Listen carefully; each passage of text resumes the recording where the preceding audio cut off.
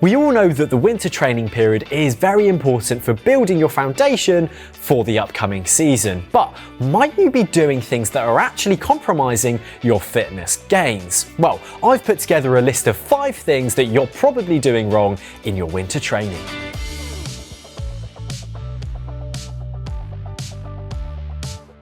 It's commonplace in many people's winter training routine to neglect intensity when cycling. It's often seen as always being about the base miles. Now, although this follows a traditional periodization training plan, there are several issues with periodization when trying to emulate the pros.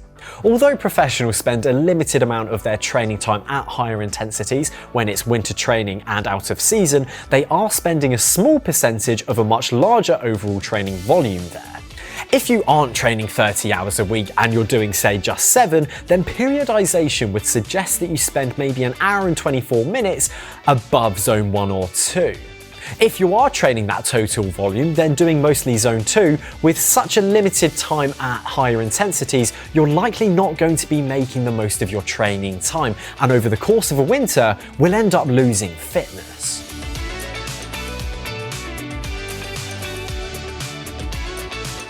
Indoor training is fantastic, there's no doubt about it. However, limiting your training solely to indoors could be impacting negatively on your overall fitness, as well as other important elements of cycling. Riding purely indoors does nothing for bike handling or bunch riding skills. These are skills that many people could seek to improve and see their results in races improve alongside. Training purely indoors not only limits the opportunity to work on these skills, but can also lead to loss of some of them. Another area where only riding indoors can impact your fitness negatively is that you may be neglecting the easier rides or the longer endurance rides. Some people are die-hard indoor training fans and are happy to spend 5 hours or even longer on the trainer. But for most people, this isn't their idea of fun, which is something that a good training plan should be. Intensity is required to improve and maintain fitness, but the best plans balance a mix of intensity with volume, or else your fitness will suffer. Finally, purely training indoors can lead to a greater chance of burnout longer term. Not only is spending time outdoors good for physical health, but it also benefits your mental health. Add to that the lack of in-person social interaction and the fact that there's no let-up in pedaling while indoors, and mental burnout is a very serious consideration if training purely indoors.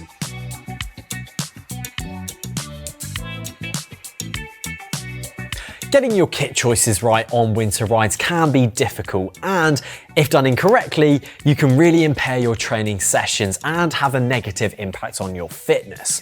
Firstly, not wearing enough kit. It can be quite easy when you've been used to wearing shorts and jersey to get your kit wrong and not wear enough when the temperature starts to drop. If you're not wearing enough kit, then it can be difficult to raise your temperature sufficiently enough to enable you to perform well and perform any efforts that you have to do.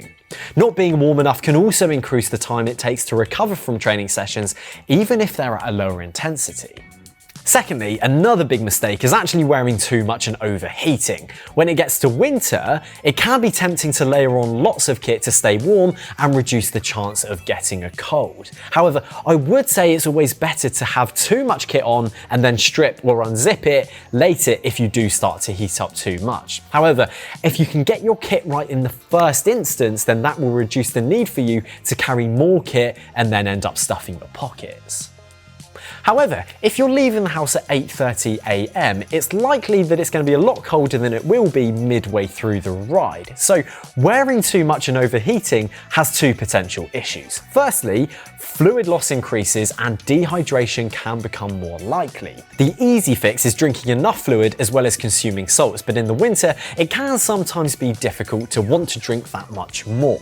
If you become dehydrated, this will not only impair your training sessions, but also your recovery from training and therefore your overall fitness. The other downside of overdressing is that unzipping to cool down can lead to quite a rapid chill. If you do an effort over the top of the climb, you will then become sweaty, and we all know that the purpose of sweat is to dissipate heat. So when you combine that with unzipping and a rush of cold air, you can get cold very, very quickly.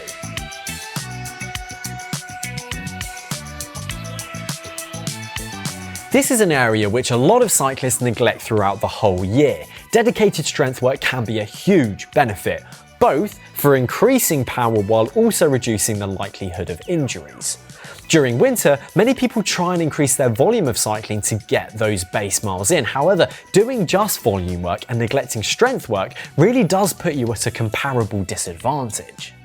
Strength work has been shown to increase time to exhaustion, increase maximal power production, and decrease time trial time.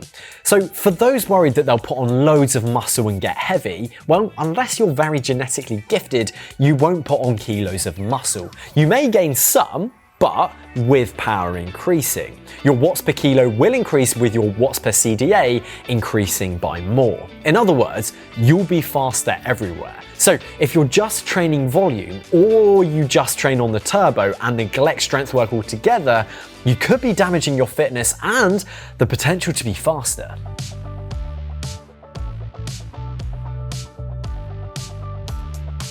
A common mistake made by those moving from their end of season break to their winter training is actually just overdoing it. Doing too much too soon is a surefire way to get ill, burn out later, or give yourself an injury. Any of these obviously will impact significantly and negatively on your fitness. When starting to ride again after a break, it's very important to build up that training load, be that intensity or duration, very progressively and sustainably. It's also worth bearing in mind that, well, there's a lot of illness in the winter season. So if you've got kids or you work in an office, it is very likely that you're going to pick up a cold virus at least once or twice during winter. If you do catch a cold, then this may mean you have to take time off from training to recover properly. But if you do train through it, you may be unwell for longer, and training will be negatively impacted along with the fitness. If you do take a break to get well again, then you've got to be careful that you don't overdo it when you start back up. Training lots can weaken your immune system, making you more susceptible to illnesses. So there's 5 things which I think you're doing wrong in your winter training. If you have any tips of your own, then do share them down below. If you enjoyed the video, drop it a like, subscribe to the channel for more content, and I'll see you again very soon.